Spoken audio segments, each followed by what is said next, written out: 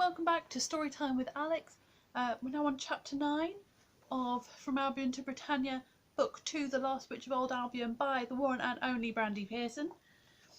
Miles has a plan for him and Ruth to do something while his dad's off doing something mysterious with Sebastian Jones, the last wizard of Old Albion. So, let's find out what happens. Chapter 9, The Children's Party and the Fraternity of the Book. The party started at 4 o'clock and went on till 6:30, when parents were expected to collect their children. We told our parents that we were quite capable of coming home on our own. I told Mum and Dad that I might go to Ruth's house, and Ruth told her mum that we might go to mine, but we had other plans. At the meeting on Saturday, I had noticed a list of committee meetings on the Atrag notice board, and there was one after the party. We were going to hide and overhear what they said. The party was slightly better than I feared, mainly because Ruth was there. Towards the end, when the party games were being played, I went to the loo, and after a few minutes, Ruth followed. The toilets were through a door to the right of the stage, and there was a funny little door about 3 feet high that let into the space under the stage. Checking that no one saw us, we let ourselves in and crawled into the space, closing the little door behind us and making sure it would open again. There was a light switch, but we did not want to put a light on in case it would be seen from the stage above, so we'd each bought a torch. Although it was only about 4 feet high, it was a big space full of boxes, including the empty boxes for the Christmas decorations and stuff for various events through the year. There was a pile of old blankets in the back, and we settled ourselves down to wait. We heard the kids leave and then people clearing up. The little door was opened and a couple of cardboard boxes pushed through, but we kept quiet and stayed hidden. Then there were a few minutes of silence. We kept really still, even trying to breathe quietly. Then we heard the sound of someone erecting one of the tables and arranging chairs around it. We were getting nervous sitting there in the dark. Then we heard people sit down and they started to talk. Ruth was fiddling with something in the dark which looked like a phone. It had a tiny screen, and I realised it was a recorder. "Borrowed it from my mum," she whispered in my ear. "She used it to record meetings." Mr. Campbell's voice, sounding particularly self-important. "I hereby convene a meeting of the Committee of the Albury Triangle Residents' Action Group, otherwise known as the Fraternity of the Book of Ancient Knowledge." I could hear a stifled giggle and nudged Ruth in the ribs. Mr. Campbell. "What do we have to report? Deirdre, it's over to you." Mrs. Campbell's voice. "Our plans are going well on the whole. We now have 11 of the 12 cats needed for the spell. The final cat is owned by the witch, Miss Phillips." So they thought she was a witch. Mrs. Campbell. "We did well to neutralise her as well as we did with a broken leg. I think we hoped the damage would be greater, but there you are. She must be tougher than she looks. She seems to be getting quite a few visitors at the moment, which is making it a little difficult to take the cat. But we're so close to our goal that we can probably employ more direct means."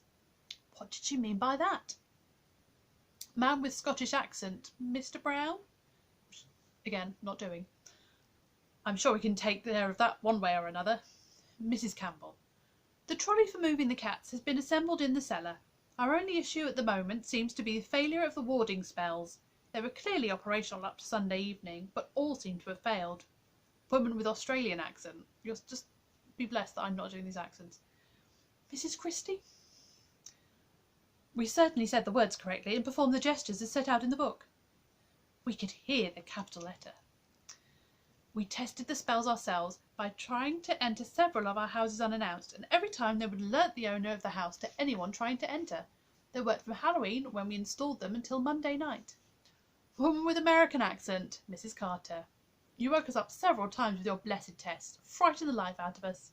Mrs. Christie. "With apologies, Mary Ellen, but we had to make sure the spells worked, and they did, and now they seem to have failed." Mrs. Carter.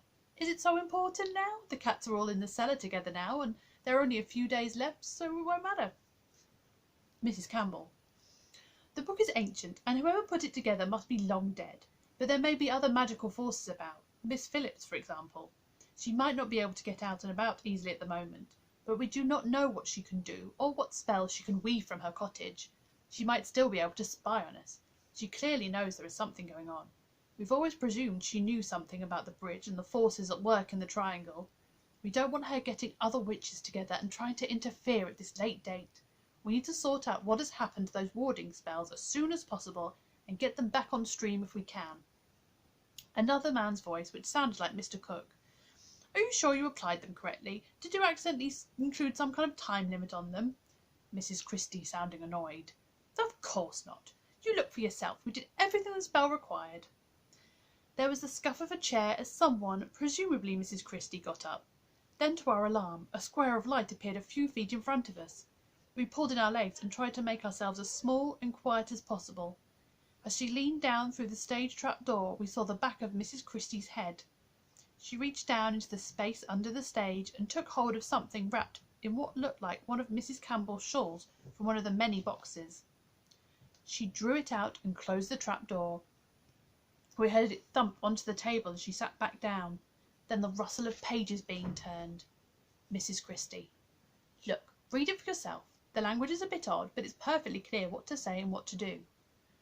We could hear the book being slid across the table as different people muttered the spell to themselves to check that Mrs. Christie had done it right. Mrs. Christie. Whoever this wizard SC was, it was a perfectly good spell. Perhaps it does wear off after a time. We just need to reapply them. Mrs. Campbell. Well, Nolene, I'll leave it to you. Better safe than sorry. Are there any other issues? A man's American voice. Mr. Carter. There's that boy, Miles Burton. He's been asking questions for a while now, and his family are very friendly with Miss Phillips. The boy started hanging around with that little goth girl from the other side of Big Park. Mr. Campbell. I think Miss Phillips is grooming them both into the way of her witchcraft. I don't think they're a danger on their own. They're only kids. Ha! That's all they knew. Mrs. Campbell.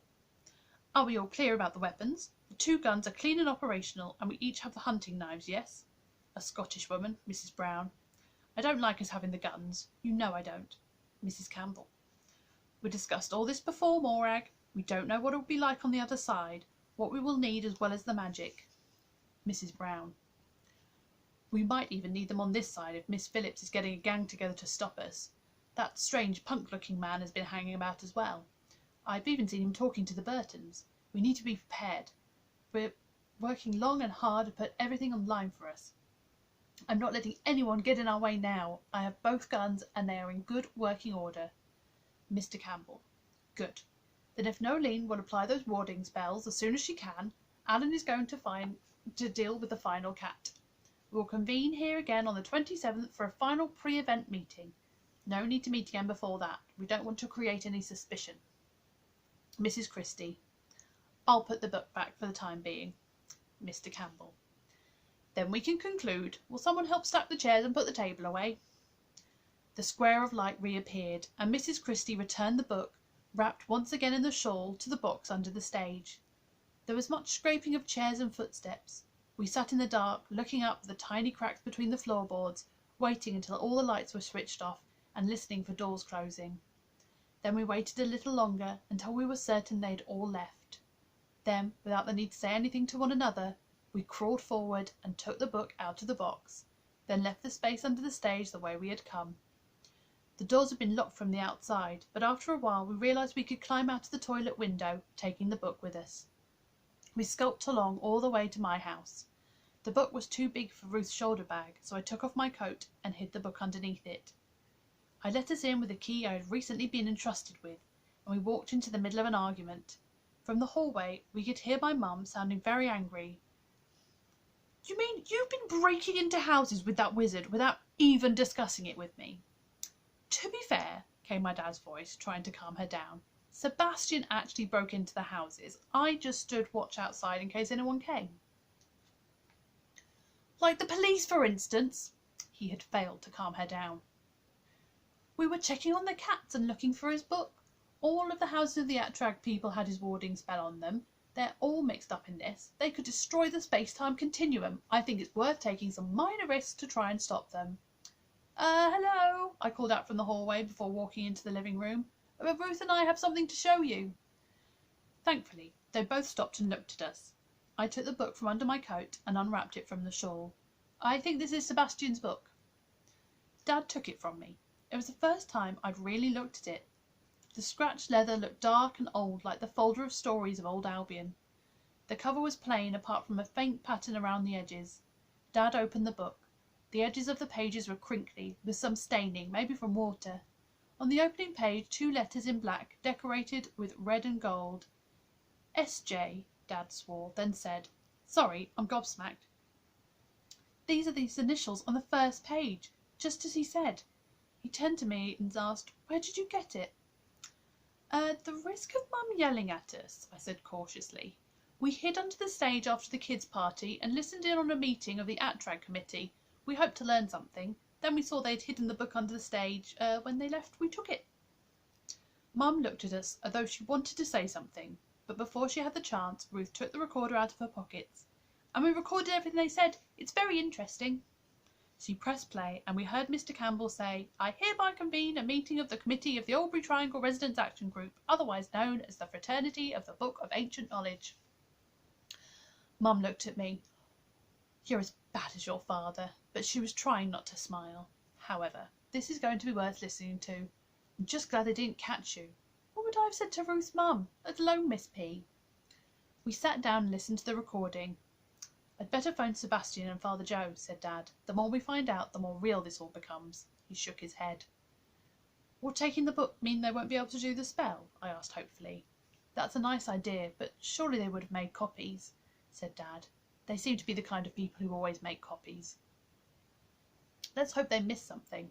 Whatever happens, Sebastian will be thrilled to get his book back after 60-odd years," Mum said. "That's a reminder of how strange all this is," said Ruth. "The book must be so much older than that." "Strange and dangerous," said Mum. "What kind of Residents' Action Group has guns and knives?" "The kind who also call themselves the Fraternity of the Book of Ancient Knowledge," said Dad. "They're so full of themselves. It's sort of funny." I was glad he said that, because then we all laughed and felt a bit better.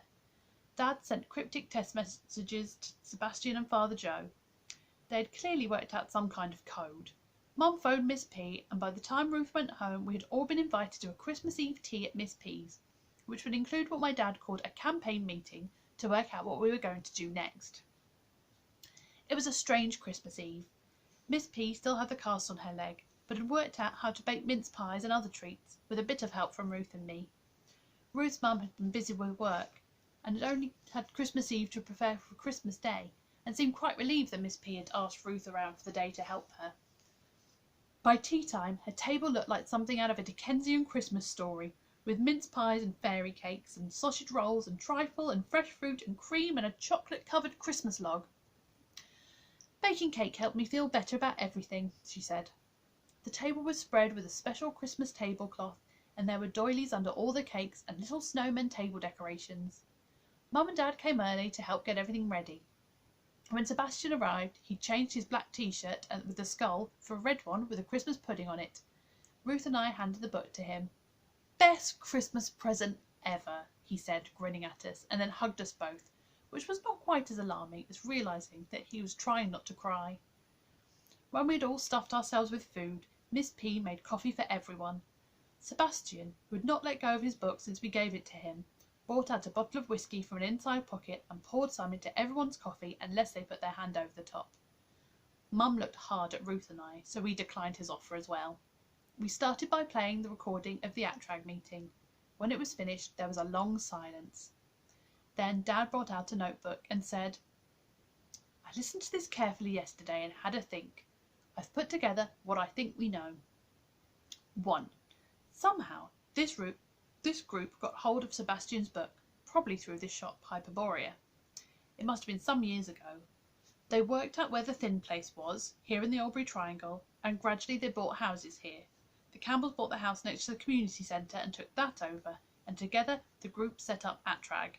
They worked out the spells, what day it would have to be performed on, and the need for the 12 cats descended from a cat from the other side. They must have worked out which cats those would be, presumably after they moved in. At the moment, they have every cat but one, which is Gremlin here." Gremlin pricked up her ears at her name and stretched. 2.